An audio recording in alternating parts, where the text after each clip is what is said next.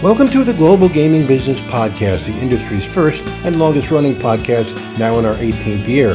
I'm Roger Gross, the publisher of GGB, and this week we sit down with Stephanie Goodman, the executive director of the Robert Hunter International Problem Gambling Center in Las Vegas, on how she and her staff prepare problem gamblers for a future without betting. This week's podcast is sponsored by Global Payments Gaming Solutions, which empowers gaming institutions to create an enhanced patron experience with a complete suite of integrated payment solutions that enable safe, secure, and trusted cash access at the cage, on the casino floor, or online. Learn more at globalpaymentsgaming.com. Welcome to the Global Gaming Business Podcast. My guest today is Stephanie Goodman, the director of the Robert L. Hunter Problem Gambling Center. Stephanie, good to have you. Thank you so much. I'm happy to be here today. Well, it's such an important thing you're doing. This is you actually down here in the trenches helping these people, and I know you've got a great staff as well that are doing great things. So, but let's start with some of your background. And congratulations on your recent election to the Nevada University as a Nevada University Regent. I mean, that's exciting. I know. I've never known what that position entails, though. Give us a little feedback there. Well, essentially, a regent is a fiduciary for the higher education system here in Nevada. Okay. So basically what we'll be doing is the legislature gives the regents money, they allocate that money, but I think more importantly, they're able to affect policy, and there's a lot of great things that we can do on our higher education campuses, and I'm excited about that. And also, obviously, allocating the funds appropriately and making sure we take care of the students and the faculty and continue to diversify our economy. So Sure. it's a fun position. I'm really excited. Thank you. Well, that's good. Well, my daughter goes to UNLV. So, Oh, great. I love it. So why don't you give us a little of your background then and how you came to become the executive director of the center here? Well, actually, I came from gaming advertising, so it is a very unique position to be here where, unfortunately, I was rather ignorant when I was working for some of the properties here in town, and I used to think, just don't go to a casino, and, shame on me. But now I've learned so much. I realize that this is a legitimate DSM-5 addiction. It lives in the same part of the brain as drugs and alcohol. And then I see our clients, and I've worked with these amazing people and our counselors, how much work they do. It's really incredible to be a part of this. So gaming advertising, I think, definitely opens up some unique doors in that I'm able to talk to industry because I used to be industry. Sure. So I love that aspect. And then before that, I actually worked as the chief of staff for our mayor, Oscar Goodman, here in Las Vegas, and that was just an incredible position. Talk about cutting your teeth with one of the smartest and toughest guys I think that's ever been. So it's really a wonderful opportunity. Yeah, I've interviewed him several times, and he did have a big personality, so you had to kind of control that a little bit, I bet. There is no controlling Oscar. That's true. So explain who Robert Hunter was. I mean, I got to meet him only one time, and he was pretty much a legend in the business. So he was so respected and important to the problem gambling area, and they so important so they named the center after him. Yes, we did, and Dr. Hunter is exactly that, a legend. And oddly enough, I never met him, so I never even had an opportunity to meet him. But what he did for problem gambling and all of the inroads he made in this state to really show what best practice is amazing. And he worked with Dr. Custer. He worked with the pioneers who really were able to identify gambling as a true DSM-5 addiction. So he did so much incredible work. He had his PhD, and he was just an incredible advocate for not only individuals who had this addiction, but also forwarding the awareness of this addiction throughout our state, nationally and internationally. His program is so unique in that, and we still follow his program to the T for our intensive outpatient program. It is a mixture of cognitive behavioral therapy, group therapy, and then teaching our clients about the science of the brain so that they understand this isn't just me. I'm not weak. This is a biological disorder within my brain. And so I mean, he did talks. So weekly he would do talks about the science, and he'd have topics that were very relatable, no matter if you were a doctor, a medical doctor, or if you were a homeless individual coming off the street. Things like bowling alone, to talk about isolation. I mean, it's so unique, some of the ways he addressed these issues. He just really was a brilliant man, and it's so sad that he's not here with us now. I think he'd be so proud of how we've continued his legacy, and how much further we've come along in expanding that awareness of problem gambling. Sure, no question. So, the center actually treats people afflicted with this gambling addiction, and again, just knowing several of them myself, it's really heartbreaking. So, how do you get clients to come in here? So right now, listen, word of mouth is probably the biggest piece. We're a nonprofit, so, and I do come from the advertising world, so I find ways to get advertising out there, and we have a website, and I do a lot of awareness and outreach as well. Sure. And so that's really how we get people to come in. We have an intensive outpatient program. We see individuals one-on-one, and so we try to make it work for the client. We just want to get them in here, because once they get in here, we'll figure out a way to get you the help you need. Right. Yeah. So how similar is your program to the Gamblers Anonymous program? Well, it's very different. Gamblers Anonymous is, I think, an integral piece of recovery in that I believe you need to go through our program to get to that space where then you go to GA and you're able to share with peers all of your experiences that you've gone through. Also, some of the triggers that happen even when you're in recovery, and those it's a great source of peer support, and I think it's vital.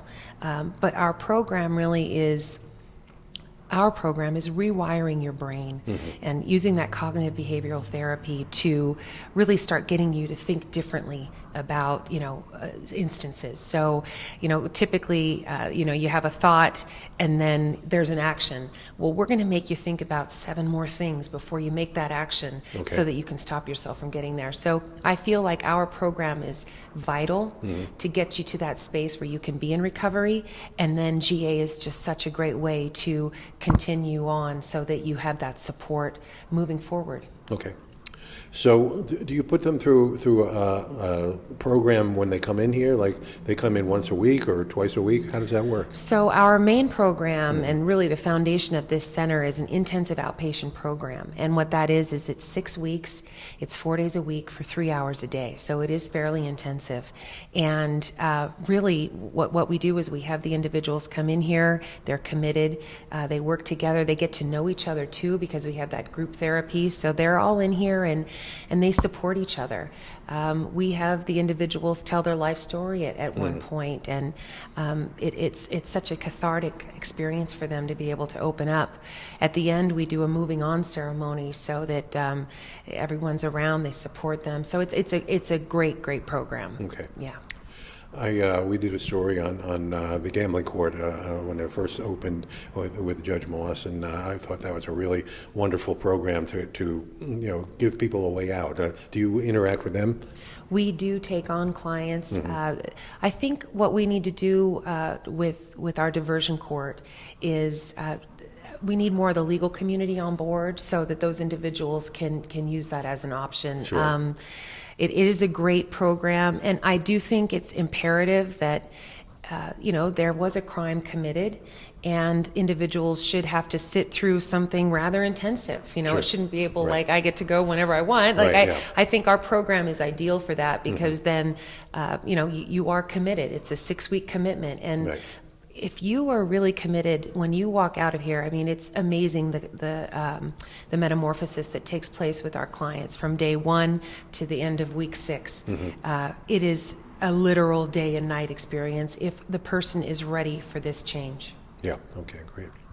So how much of the research that's being done by organizations like the ICRG, International Center for Responsible Gaming, the National Problem Gambling Center, how much is that applicable to the actual treatment that you give to your clients here? Well, like I said, our program is really based on the fundamentals of what Dr. Hunter did. Right. But I find that all of that research helps us so much as we go out there and talk about problem gambling. And then we are doing our own research as well. But it's so important for us to have these statistics, to have that data, because when we're going up to talk to the legislature, we're a state-funded program. We need to be able to say, listen, this is what's happening. This is the number of people that have a problem. This, unfortunately, is the number of people that are getting help. It's not enough. So we need an awareness campaign. So it really makes us, it gives us an opportunity to tell those who are in charge of giving us money a compelling story. So whether I'm talking to the legislature or I'm talking to private industry, the gaming industry here in Nevada, it gives me a compelling story to say, hey, this is the data that's out there, and it's being gathered by reputable international and national organizations. Okay, great.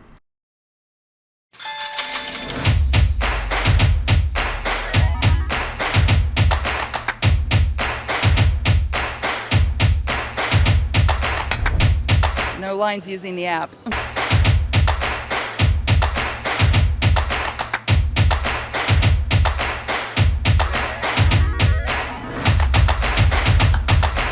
When I need more money, I don't have to get up and go get in a long line.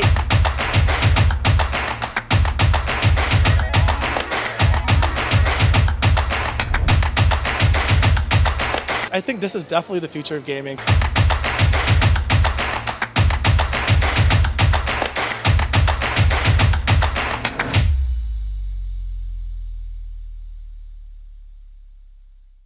So how many people do you have on your staff? I know, you introduced me to a couple of counselors on the way in. They seem to be very dedicated. Sure. Well, we have 3 counselors and we have 3 interns and me. So we are a fairly small organization, but we have so many other interns that want to get in here.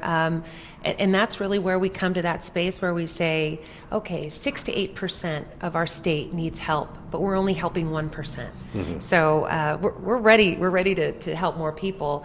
But right now, that's where we are. That's all we need right now is that kind of workforce. But we're a very close knit group and very supportive, and it's just it's a happy place. As you can see, you're here, but the light, the energy, it's a great place. Yeah. Okay. So you mentioned that you're state funded, but Nevada has a reputation of not putting enough money into it, particularly because their economy is really based on the gaming industry.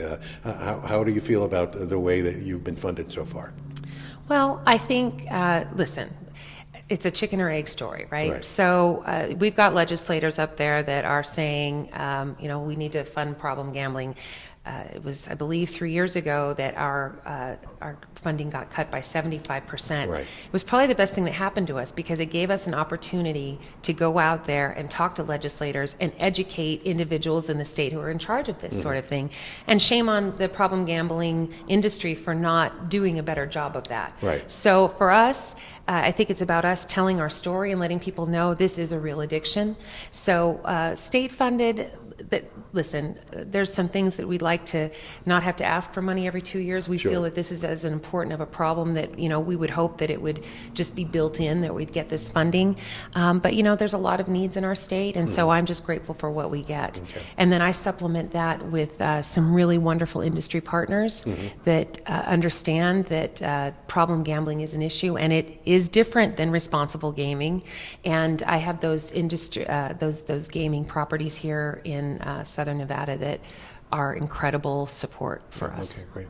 And actually internationally, it's more than just Southern Nevada. We have some great partners. Mm-hmm. So how closely do you work with the Nevada Council on Problem Gambling? Well, the Nevada Council is out there as kind of just to make sure everybody gets all the information that they need. Mm-hmm.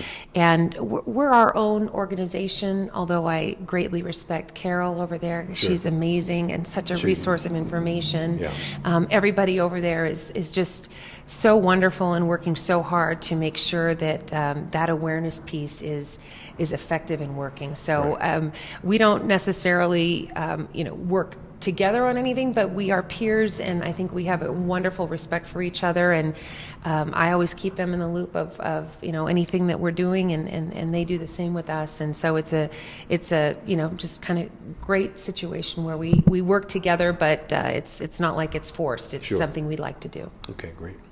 So you mentioned that you're partnered with a lot of the casinos here. They all have responsible gaming programs, and trying to educate their players on how to gamble safely. But there's still a lot of people out there, and I think the most they do is put them on a self-exclusion list. So, could you see more cooperation between the industry and your center here? Well, I think that we're getting there. What I'd really love to see is that problem gambling is a piece of that corporate culture. So we understand that this is a piece of what happens. That Dr. Hunter had a great analogy that he used to say years ago. You're going to build a beautiful ski resort. You need to have a little ski hospital at the bottom, a little hut to make sure those people get help. And that's really, what we are. And, it's a small percentage that can't have a good time, that get caught up in the addiction of what gambling is. But I think we're getting there. And when it comes to the actual properties here, so many properties, they listen to me, they're hearing what I have to say, and they're listening, and that's the first step. So, and then I already have properties that give. And, I think that there's a lot of work we can do with some of the slot routes and some of, some of the slot parlors. Right. So that's something that I'd like to work on and get a little bit more buy-in from them as well. Yeah. And then you can get the word out, through those organizations as well. Yeah. So, with your background in advertising, we've seen a lot of pushback, certainly overseas, with gambling advertising. How do you think, we should handle that in the U.S., particularly now that sports betting is illegal in so many states across the country? Well, I think we need to learn from it. I think that just being a business owner for all the years I own my own advertising agency, I'd much rather implement safety precautions than have a government body regulate it. So I feel like if we pay attention to what's happened in the UK, what's happened in Australia, I think that it's only going to benefit the industry here in the United States. Right. So that's just a personal perspective how I look at it. Some of them are prohibiting gambling or ads during the matches or the games themselves. Does that make sense to you, or? Well, I'll tell you a funny story. When I worked for Oscar, I believe it was 2002, and the Las Vegas Convention and Visitors Authority had they bought ad time to run during the Super Bowl. Right. And back then, the NFL said no. Yeah. You can't run your Las Vegas ad on our. Yes. But now, the guys are talking about what the spread is during the game. It's been such a change, and I just feel like we kind of need to pull it back a little bit and get in the middle. I do listen. It's a business. I think that you should be able to advertise during the game. I think you should be able to do all of that stuff. What's important is that you recognize that there is a certain percentage of the population that is not available to set limits. They just can't do it. They are not unable to game responsibly. And I think if industry just recognizes that, do your business. People are in the business to make money, and you're going to make money putting an ad on a game, but at least acknowledge that, hey, there's a percentage of our population that has a problem. Right. Well, we were talking about those percentages, and we really first saw that when the National Gambling Impact Study Commission came out with their report in '99. We said less than 1% of the people are afflicted with what do they call it? The worst form of problem gambling.